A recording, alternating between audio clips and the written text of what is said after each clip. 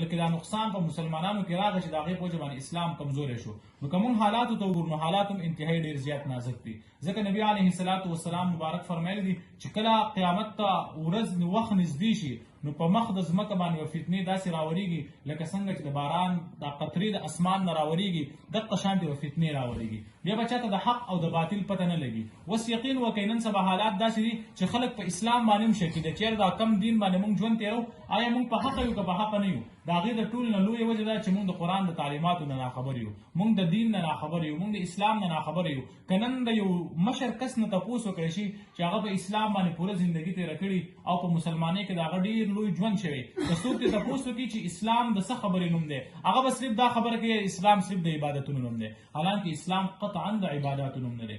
عبادتونه خو صرف د دین یوه حصه ده.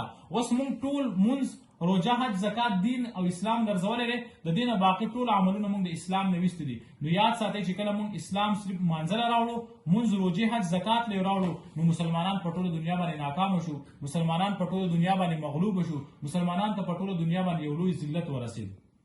اوس موږ له سوچ او فکر پکار دی. که چېرته موږ محنت ونه کړو، موږ کوشش ونه کړو، نو یاد ساتئ د اسلام به غلبې طرف ته نه ځي، بلکې د اسلام به ورځ ورځ زوال طرف ته ځي، او مسلمانان به کامیابۍ او ترقۍ طرف نه ځي، بلکې دا مسلمانان به ناکامۍ طرف ته ځي. نو موږ له پکار دی چې موږ خامخا د خپلې حصې سکار د دین دپاره وکړو چې د قیامت په ورځ د الله پاک په دربار کې زموږ غاړه خلاصئ چې یا الله پاکه موږ د دین دپاره څه محنت کړی. لکه نن د دنیا دپاره موږ ټول لګیا یو، کوششونه کوو، خو یقین وکړئ د اسلام دپاره موږ بالکل آواز نه پورته کوو. حالانکه دنیا زموږ ضرورت دی، دین زموږ مقصد دی. هغه ضرورت چې دی هغه موږ مقصد جوړ کړی، مقصد موږ د ضرورت په ځای باندې اخیستی دی، په دې وجه باندې موږ ته یو ډېره لویه ناکامي را رسېدلې ده. نو موږ که دې کلي کې داسې یو تحریک جوړول غواړو چې د هغې تحریک مقصد به درې خبرې، څو خبرې به وي؟